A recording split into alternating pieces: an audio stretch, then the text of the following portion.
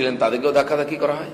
ওইখানকার স্থানীয় বস্তি থাকে আমাদের কার্যকর্তা, তাকে মেরে মুখ ফাটিয়ে দেওয়া হয়, রক্তারক্তি করা হয়, তাকে বাটিতে ফেলে মারা হয়। এই অবস্থা শুরু হয়ে যায়। আমাকেও চারদিকে ঘিরে অ্যাটাক করা হয়, ধাক্কাধাক্কি করা হয়। তখন আমার সুরক্ষা কর্মীরা তাকে সরাতে গেলে তাদের সঙ্গে মারামারি হয় এবং তারা বন্দুক বার করেন ভয় দেখাবার জন্য। তারা কিছুটা থামে, তখন আমরা ধীরে ধীরে বেরোবার চেষ্টা করে বেরোই। তার ঠিক 1 ঘন্টা আগে যখন আমি ঢুকছি, ওখানে শীতলা মন্দির এবং গুরুদ্বারার সামনে আমাদের মাননীয় সাংসদ অর্জুন সিং প্রচারে গেছিলেন, তাকে ঘিরে ধরে তার সঙ্গে ধাক্কাধাক্কি করা হয়, গো ব্যাক করে তাকে রীতিমতো ওখান থেকে তাড়িয়ে দেওয়া হয়। তিনি ওখান থেকে চলে আসতে বাধ্য হন। আর এটা প্রথমবার নয়, যেদিন থেকে ঘোষণা হয়েছে নির্বাচন, আমাদের ক্যান্ডিডেট মাননীয় প্রিয়াঙ্কা টেবরিওয়াল যখন পাড়ায় পাড়ায় যাচ্ছেন তাকে আটকানো হয়েছে। কালীঘাটের বিশেষ পাড়ায় যখন যাচ্ছিলেন সেখানে নাকি 144 ধারা কেউ ঢুকতেই পারবে না, প্রচার করতে দেওয়া হবে না। পরবর্তীকালে আমাদের মাননীয় রাজ্য সভাপতি যখন প্রচার করতে গেছেন তাকে আটকানো হয়েছে, শুধু তাকে তুলেও নিয়ে আসছে পুলিশ। আজকে আমরা জানি প্রথম থেকে তারা বাধা দিচ্ছেন, গন্ডগোল হতে পারে। আমরা স্থানীয় থানার সঙ্গে সম্পর্ক করি, যে লোকাল পুলিশের, ক্যালকাটা পুলিশের, তারাও কোনো সহযোগিতা করেননি। আমাদের সঙ্গে একজন এসবির কর্মচারী ছিলেন সাধারণ বেশেতে, তিনি আটকাতে এসেছিলেন গন্ডগোল, তাকে খুব মারা হয়েছে, সেটাও হয়তো ভিডিওতে আপনারা দেখেছেন। এই যে পরিবেশ তৈরি করা হয়েছে, আমরা এর আগে ভালো করে প্রচারই করতে পারিনি, আইন শৃঙ্খলা ছিল না, সুরক্ষা ছিল না। তাই আমরা ঠিক করেছিলাম আজকে 80 জায়গায়, প্রত্যেক ওয়ার্ডে 8টা করে জায়গায়, 10টা করে জায়গা আমরা প্রচার করবো। সেইভাবে বিভিন্ন কার্যকর্তা এমএলএ এমপিদের পাঠিয়েছিলাম। কোথাও কোথাও গন্ডগোল হয়েছে, আর এমন ভাবে আমার মনে হয় টিএমসি বুঝতে পারছে জেতা মুশকিল আছে, হেরে যাবেন মুখ্যমন্ত্রী আরেকবার, তার জন্য এটা করতে বাধ্য হয়েছেন। এটা নতুন কোনো ঘটনা নয়, পশ্চিমবাংলায় সব জায়গায় আমাদের এটা ফেস করতে হয়। কিন্তু ভবানীপুরের মতো জায়গা, যেখানে মুখ্যমন্ত্রী নিজে নির্বাচন লড়ছেন, সেখানে যদি আইন শৃঙ্খলার এই অবস্থা হয়, নির্বাচন কমিশন সব জেনেছেন, বারবার কমপ্লেন করা হয়েছে, দিল্লিতে এবং কলকাতাতে আমরা সম্পর্ক করেছি, জানিয়েছি সমস্ত ঘটনা, তারপরেও কোনো সুরক্ষার ব্যবস্থা নাই। যদি নির্বাচনে প্রচারই না হতে পারে, নির্বাচনে ভোটারদের কাছে আমরা পৌঁছতেই না পারি, তাহলে নির্বাচন কি করে হয়, সেই নির্বাচনের কি মানে হয়? এবং তারপরে আজকে শেষ দিন নির্বাচনে যেভাবে গুন্ডা দিয়ে ভয় দেখিয়ে নির্বাচনের প্রচার বন্ধ করার চেষ্টা করা হয়েছে, বিজেপিকে আটকাওয়ার চেষ্টা করা হয়েছে, এর দ্বারা পুরো ভবানীপুরের মানুষ ভয়ের মধ্যে আছেন। এই পরিস্থিতির মধ্যে সাধারণ মানুষ কি করে বাড়ি থেকে বেরিয়ে গিয়ে ভোট করবে এই গুন্ডাদের সামনে? তারা তো নিরপেক্ষভাবে ভোট করতেই পারবে না। তারা যদি বিজেপিকে ভোট দিতে যায় তাহলে তো সম্ভবই না বাড়ি থেকে বেরোনো। সেই ভয়ের বাতাবরণ তৈরি করে গায়ের জোরে ভোট জেতার চেষ্টা হচ্ছে। সেই জন্য গণতন্ত্রের এর কোনো জায়গা নেই। যে পরিস্থিতির মধ্যে নির্বাচন করছেন সরকার, মুখ্যমন্ত্রী করার জন্য মমতা ব্যানার্জিকে মুখ্যমন্ত্রী হিসেবে রাখার জন্য নির্বাচন কমিশন করছেন, তাদের সুরক্ষা দেওয়া উচিত। সাধারণ মানুষের মতামত যাতে প্রতিফলিত হয়, ফ্রি ফেয়ার ইলেকশন যাতে হয়। আমার মনে হচ্ছে আজকের পরিস্থিতি থেকে ফ্রি ফেয়ার ইলেকশন সম্ভব নয়। তাই এই নির্বাচনকে স্থগিত করা দরকার। যখন সাধারণ মানুষ ভোটে অংশগ্রহণ করার মতো পরিবেশ তৈরি হবে বা বিরোধীরা প্রচার করতে পারবেন ঠিকঠাক, তখনই নির্বাচন হওয়া উচিত।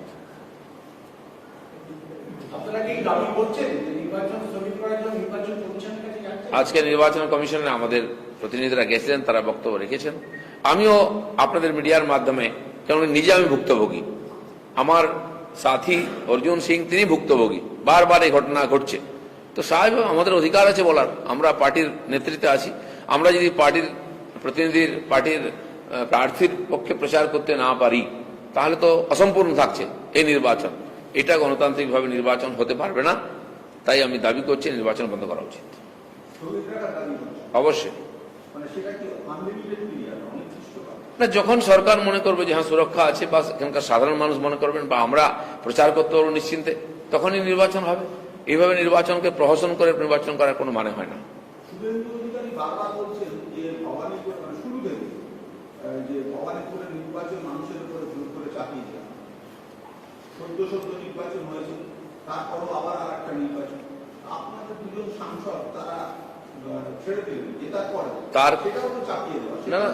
তার কারণ তারা দু জায়গা থেকে জিতেছিলেন। মমতা ব্যানার্জি কোথা থেকে জিতেছিলেন?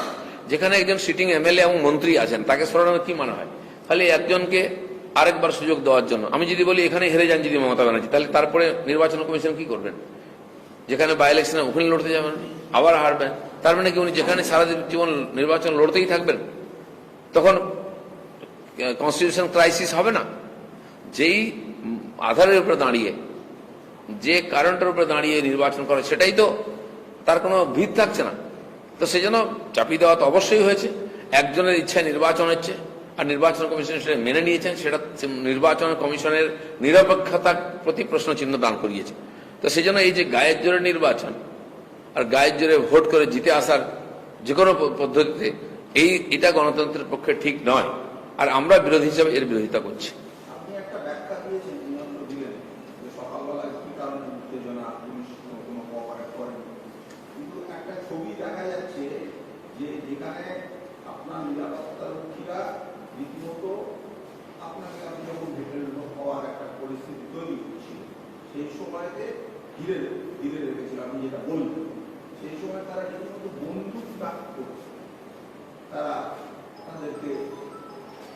তার আগে আপনারা দেখেছেন সেই সুরক্ষা কর্মীদেরকে মারা হচ্ছে, তার আগে আমার সঙ্গে যে কর্মীরা ছিলেন তাদেরকে রাস্তায় ফেলে মারা হচ্ছে, রক্তাক্ত করা হয়েছে। এবার আমার গায়ে হাত তোলা হচ্ছিল, আমাকে ধাক্কা মারা হয়েছে, মহিলাদেরকে সামনে এগিয়ে দেওয়া হয়েছে যাতে আমরা বাধা দিতে না পারি। এরপরে সুরক্ষা কর্মীদের কাছে রাস্তা কি থাকতে পারে? আর একটা মৃত্যুর জন্য তারা অপেক্ষা করবে কি? যেভাবে আমাদের একাধিক কার্যকর্তাকে রাস্তার উপরে পিটিয়ে মারা হয়েছে, মানিকতলাতে হয়েছে, ডায়মন্ড হারবারে হয়েছে, একাধিক ঘটনা হয়েছে, গণপিটুনিতে মারা হয়েছে, পুলিশও ছিল না, আর পাবলিকের তো হিম্মতি নয়। আজকের পরিস্থিতি সেদিকেই যাচ্ছিল, আমার জীবনেরও সংশয় ছিল, তাই তারা বাধ্য হয়ে বন্দুক বার করেছেন, নাহলে হয়তো আমার সাথেও সেই ঘটনা ঘটত। একটা বাইরের সেখানে আপনাদের সমস্ত দিল্লি থেকে সমস্ত নেতা মন্ত্রীরা আসছে, শাসক দলের তরফ থেকে সবাই নেমে যাচ্ছে, এত ধন্যবাদ কেন একটা বাইরের হিসেবে? দেখুন, যে কারণে ইলেকশন হয়েছে, মমতা ব্যানার্জি হেরেছেন তাই বাই ইলেকশন হচ্ছে, এবং একজন জেতা এমএলএ কে, মন্ত্রীকে ওখান থেকে পদত্যাগ করে নির্বাচন হচ্ছে। কারণ বুঝতে পারছেন গুরুত্বটা কত। আর মমতা ব্যানার্জি মুখ্যমন্ত্রী লড়ছেন, স্বাভাবিকভাবে এটা সবচেয়ে গুরুত্বপূর্ণ হাই ভোল্টেজ নির্বাচন। তারা যেমন সমস্ত মন্ত্রিসভাকে লাগিয়ে দিয়েছেন, সমস্ত নেতাদের লাগিয়ে দিয়েছেন, মমতা ব্যানার্জি নিজে প্রচার করছেন, সেখানে স্বাভাবিকভাবে আমরাও বিরোধী দল হিসেবে সমানে টক্কর দিচ্ছি, আমাদের নেতা মন্ত্রীদের লাগিয়েছি, এখানে আমাদের এমপি এমএলএদের লাগিয়েছি।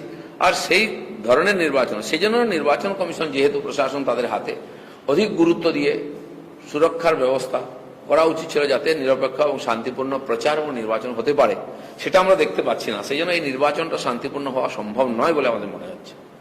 কুণাল ঘোষ একটা টুইট করেছে, করে তিনি বলেছেন লকেট চ্যাটার্জিকে উদ্দেশ্য করে যে তিনি স্টার ক্যাম্পেইন ছিলেন আপনাদের, কিন্তু একদিনও প্রচারে আসেননি, তার জন্য তাকে ধন্যবাদ জানিয়েছেন এবং বলেছেন যে যে জায়গা থেকে লকেট চ্যাটার্জির রাজনীতি শুরু করেছিল আবার যেন সেই জায়গায় ফিরে আসে, মানে তৃণমূলে। উনি তো সবসময় কল্পনা করেন, সেই স্বপ্ন দেখেন। দেখুন, ত্রিপুরাতে বিপ্লব করতে গেছিলেন, অসুস্থ হয়ে গেলেন গিয়ে, তো বাড়ি থেকে টুইট করাটা খুব সহজ। আর ভবানীপুরে গিয়ে মমতা ব্যানার্জির বিরুদ্ধে লড়াটা খুব কঠিন, সেটা লড়াইটা আমরা লড়ছি। আমাদের অনেক নেতা আছেন, নির্বাচন কমিশনের নিয়ম অনুযায়ী 20 জন স্টার প্রচারকের নাম আপনি দিতে পারেন, আমরা দিয়েছি। তার মধ্যে অনেকে এসছেন, অনেকে আসেন। স্টার প্রচারক ছিলেন আরেকজন বাবুল সুপ্রিয়, তিনিও টিএমসির হয়ে প্রচার করছেন। তো সেই জন্য এটা একটা নির্বাচনী সিস্টেমের মধ্যে পড়ে। এ নির্বাচন করবে না করবে, যদি অন্য কেউ ফেল করতো তাহলে উনি আসতেন। উনি দিল্লিতে আছেন, উত্তরাখণ্ডের নির্বাচন সামলাচ্ছেন আমাদের প্রদেশের নেত্রী হিসাবে। তো সেজন্য যারা চিন্তা করছেন কেন আসেননি, তারা যারা লড়েছে তাদেরকে আগে সামলে নিন।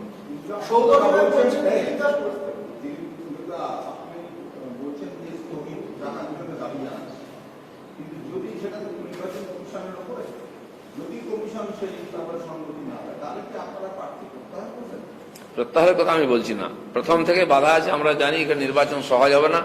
তারা বলেছেন বিজেপির ক্যান্ডিডেট খুঁজে পাবে না, জামানত জব্দ হয়ে যাবে। আমরা ক্যান্ডিডেটও দিয়েছি, পুরো পার্টি লড়েওছে। আর কার জামানত জব্দ হবে সেটা ওদের অ্যাটিচিউড দেখে বোঝা যাচ্ছে।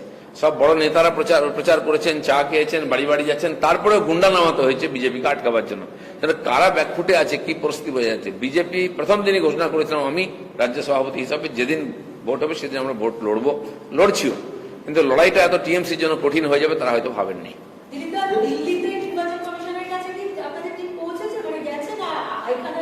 এখানে গেছে, অলরেডি দেখা করে চলে এসছে। গতকাল থেকে অভিষেক বন্দ্যোপাধ্যায় মানে গতকালই বলছিলেন যে তাদের দল অন্য রাজ্যে পা রাখছে। আজকেই গোয়ার প্রাক্তন মুখ্যমন্ত্রী প্রবীণ কংগ্রেস নেতা রিজাইন করছেন,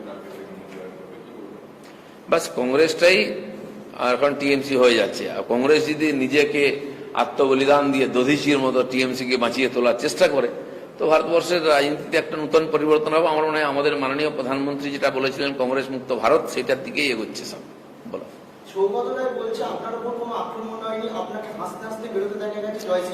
আমি যখন উনি আমাকে গালাগালি দেন তখন হাসতে হাসতে উদাহরণ তাকে আমি ফেস করি।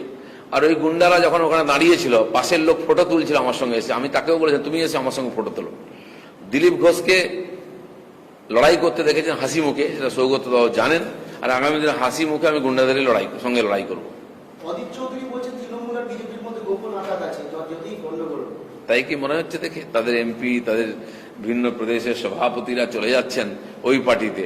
অধীর বাবুকে কি তো তার লোকে তার সুস্থতা নিয়ে তো সন্দেহ করবে যে কি বলছেন উনি। মমতা বন্দ্যোপাধ্যায় হিন্দি। একটা বিষয়, মমতা বন্দ্যোপাধ্যায় পরপর 3 দিন ধরে বাবুরিপুরে দাঁড়িয়ে অভিযোগ করছেন যে কংগ্রেস এবং আমরা সব একসঙ্গে জগাই বাড়াই এবং গদাই। শুনুন, মমতা ব্যানার্জির অভিযোগ তো আমরা জানি, উনি কতটা চিন্তা ভাবনা করে কথা বলেন সন্দেহ আছে। ভারতীয় জনতা পার্টির সঙ্গে কারো আসার দরকার নেই। বিজেপি কংগ্রেসের সঙ্গে একা লড়েছে, সিপিএম এর সঙ্গে লড়েছে বিভিন্ন রাজ্যে, ত্রিপুরার মতো রাজ্যে হারিয়েছে। আর এখানে টিএমসির সঙ্গে একাই লড়বে এবং হারাবে। আর লোক এটা বিশ্বাস করে বলে আমাদের সমস্ত এখানকার বিরোধীদের শেষ করে বিজেপিকে प्रधान विरोधी दल করেছে। हिंदी में जैसा कि आज सबने देखा कैमरा के सामने जो घटना हुआ है, बड़े चिंताजनक, देश की डेमोक्रेसी के लिए बहुत बड़ा खतरा है। बंगाल जैसे एक बहुत बड़ा प्रदेश है देश का, और वहां एक बाई इलेक्शन, एक ही बाई इलेक्शन देश में 32 में से एक ही हो रही, क्योंकि यहाँ की जो मुख्यमंत्री हैं वो बिना एमएलए हुए हो मुख्यमंत्री बनी हुई है। उनको चुन के एमएलए बनना चाहिए, तभी मुख्यमंत्री रह पाएंगे। चुनाव कमीशन इसी आधार पर यहाँ चुनाव करा रही है, और उस चुनाव को सुरक्षित और निष्पक्ष करने के लिए जिस प्रकार व्यवस्था होना चाहिए शासन की, वो नहीं है। चुनाव घोषणा होते ही जब से हम चुनाव प्रचार में गए, हमारे कार्यकर्ताओं पर अटैक हो रही है। बार बार हमको बाधित किया जा रहा है, काम से रोका जा रहा है। चुनाव प्रचार में हमारे उम्मीदवार हैं प्रियंका टिब्रीवाल जी, उनको जगह जगह रोका गया है। हमारे माननीय प्रदेश अध्यक्ष जी डॉक्टर सुकांत मजुमदार को रोका गया, उनको अरेस्ट भी किया गया, और बीच बीच में झड़प चलता रहा। आज अंतिम दिन हम सारे कार्यकर्ताओं को 80 जगह में हम लोगों ने प्रचार शुरू किया, डोर टू डोर कैंपेनिंग और बूथ स्लिप डिस्ट्रीब्यूशन करना था। साथ में 2-4 लोग ही थे, ज्यादा लोग नहीं थे। और हम ज्यादा लोग ले जाएंगे तो पुलिस हमारे ऊपर केस करेगा, और गुंडे 20-25 आके हमको अटैक करते हैं तो उन पर एफआईआर भी नहीं होता। वही हुआ, एक बस्ती में हम डोर डोर प्रचार कर रहे थे, जब पूरा हुआ तो हमारे ऊपर अटैक हुआ। कई लोग जाके हमको घेर लिया, हमारे साथी कार्यकर्ताओं को जमीन पर पटक पटक कर मारा गया, सर फोड़ दिया गया, लहू लुहान कर दिया गया। दूसरे महिला कार्यकर्ता साथ भी धक्का मुक्की किया। मेरे सुरक्षा बलों का ऊपर भी अटैक हुआ, और जब मेरे ऊपर अटैक होने का परिस्थिति बनी, मेरे धक्का मुक्की किया गया, मजबूरी में उन्होंने बंदूक निकाला। इस प्रकार लॉ एंड ऑर्डर का फेल्योर अगर चुनाव को पहले होता है, गुंडों का हाथ में पूरी स्थिति जाती है। शासन प्रशासन कहीं दूर दूर तक नहीं है। जिस प्रशासन के मुखिया यहाँ मुख्यमंत्री खुद उम्मीदवार है, वहां अगर कानून व्यवस्था की इतनी और कमजोर है और लापरवाही है, तो कैसे चुनाव पूरा हो पाएगा? पहले से ही हमको रोका गया, हम प्रचार ही नहीं कर पाए चुनाव में, तो फिर चुनाव कैसे होगा? लोग, अगर हमारे जैसा नेता कार्यकर्ता एमपी का ऊपर अटैक होता है, तो सामान्य जन घर से निकल करके पोलिंग करेंगे, मुझे उम्मीद नहीं है। इसलिए निष्पक्ष चुनाव होना संभव नहीं है। इसलिए चुनाव को रद्द किया जाए, स्थगित किया जाए। जब वातावरण अनुकूल होगा और चुनाव कमीशन अपने कार्यकर्ताओं का, अपने उम्मीदवार का सुरक्षा सुनिश्चित कर पाएंगे, तब चुनाव होना चाहिए, तब तक इसको रोका जाए। बीजेपी की ओर से क्या ये पूरा दावा किया जा रहा है या मांग की जा रही है कि चुनाव पूरा स्थगित किया जाए? बिल्कुल, हमारे प्रतिनिधिमंडल भी आज चुनाव कमीशन में गए थे, वहां भी बोल के उन लोगों ने, और मैं भी दावा कर रहा हूं कि यहाँ इस परिस्थिति में चुनाव होना संभव नहीं है, जहां हमारे कार्यकर्ताओं की सुरक्षा निश्चित नहीं है, हमारी उम्मीदवार की सुरक्षा निश्चित नहीं है, और जो वोटर्स है उनका भी सुरक्षा निश्चित नहीं है। आपके साथ भी क्या धक्का मुक्की हुई? बिल्कुल, हमको भी धक्का मुक्की किया गया, आगे पीछे घेर करके, और तब हमारे सुरक्षा बलों ने हमको सुरक्षा देने के लिए बंदूक निकाला है। ठीक है,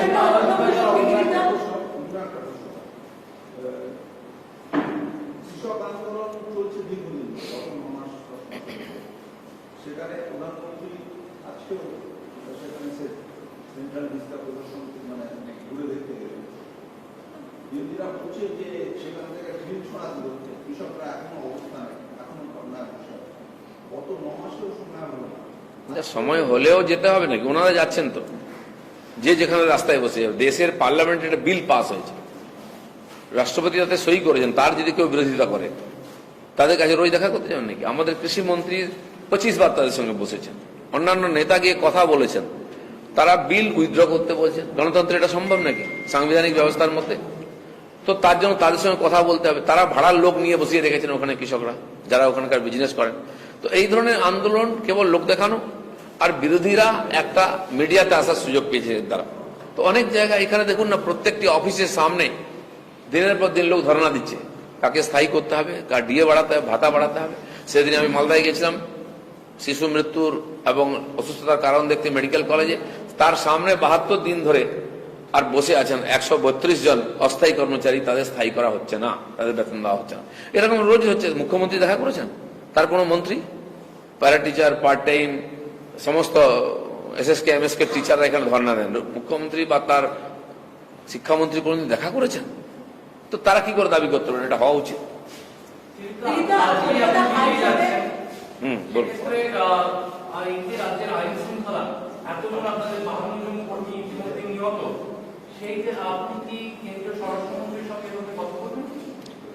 দেখুন, এইসব নিয়ে নিয়মিতভাবে দেখা সাক্ষাৎ আমাদের বিরোধী নেতা শুভেন্দুবাবু গেছেন, আমরা লিখিতভাবে সমস্ত তথ্য পাঠাচ্ছি, আর সাংগঠনিকভাবে নিয়মিত খবরাখবর যেতেই থাকে। এই নিয়ে আলাদা করে বলার নেই, তারা জানেনও সাংবিধানিক ব্যবস্থার মধ্যে যা হতে পারে সেটা ওনারা করবেন। কিন্তু কলকাতা হাইকোর্টে আমফানের যে রিলিফ মিডিয়ার চুরির যে মামলা চলছিল, সেটাতে যিনি মামলাকারী তিনি প্রত্যাহার করতে চেয়েছেন, কিন্তু ক্যালকাটা হাইকোর্ট সেটা স্বতঃপ্রণোদিত হয়ে মামলাটা গ্রহণ করেছে। রাজ্য সরকার যে রিপোর্ট দিয়েছে তাতে অসন্তোষ প্রকাশ করেছে। কলকাতা হাইকোর্টের প্রশ্ন, রিলিফ মেটেরিয়াল কেন লরিতে থাকবে এবং যে তদন্ত সেটা নিয়েও প্রশ্ন তুলছে, এবং কলকাতা হাইকোর্ট নিজের স্বতঃপ্রণোদিত মামলা চালিয়ে নিয়ে। দেখুন, মামলা হয়েছে, তাতে ইনকোয়ারি এবং সরকারের যে তদন্ত সেটাকে ওনারা বিশ্বাস করছেন। এটা প্রত্যেকবার হয়, এখানকার সরকারের যে নীতি রিপোর্ট তার উপরে কারো বিশ্বাস থাকে না, কোর্টেরও নাই। এবং যাকে দিয়ে যিনি মামলা করেছেন আজ উদ্যোগ করতে চাইছেন, কারণ তাকে ভয় দেখানো হচ্ছে বা কিনে নেওয়ার চেষ্টা করছে। মামলাটা ভিত্তি আছে, তাই মাননীয় আদালত গ্রহণ করেছেন। এবং আমরা সবাই জানি, আমফান নিয়ে যখন টাকা বিতরণ করলো রাজ্য সরকার, তার পার্টি অফিস থেকে লিস্ট তৈরি করে তাদের পার্টির কর্মীদেরকে নামে 20,000 টাকা গেছিল। সে তথ্য আপনারাও তুলে ধরেছেন, আমরাও জানি, মুখ্যমন্ত্রী স্বীকারও করেছেন এবং লোককে বোকা বানানোর জন্য একটা তদন্ত কমিশন গঠন করেছিলেন। কিন্তু একটা লোককেও সাজা দেওয়া হয়নি। উনি সমাধান কি বলেছিলেন? টাকাটা ফেরত দিয়ে দিন। তো সরকারি টাকা সবাই লুট করছে, ধরা পড়ে গেলে ফেরত দিয়ে দিন। তাই এত স্ক্যাম, এত দুর্নীতি হচ্ছে। প্রত্যেকটি পরীক্ষায় প্রশ্ন ফাঁস হয়ে যাচ্ছে।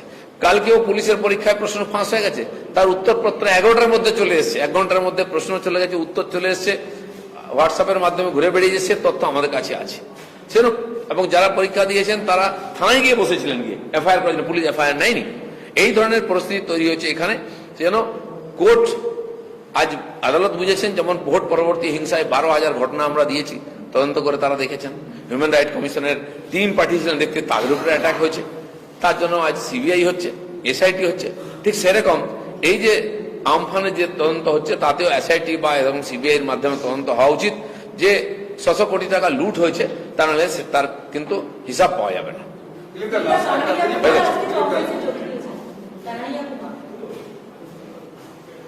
লাস্ট একটা প্রশ্ন, সিবিআই বললেন আর যে ভবানীপুরের প্রচারকে আপনাদের রাহুল সিনহা বলেছেন যে সিবিআই এর গাফিলতি এবং এই গাফিলতির জন্য এবং দায়িত্বহীনতার জন্য তৃণমূল বেঁচে যাচ্ছে।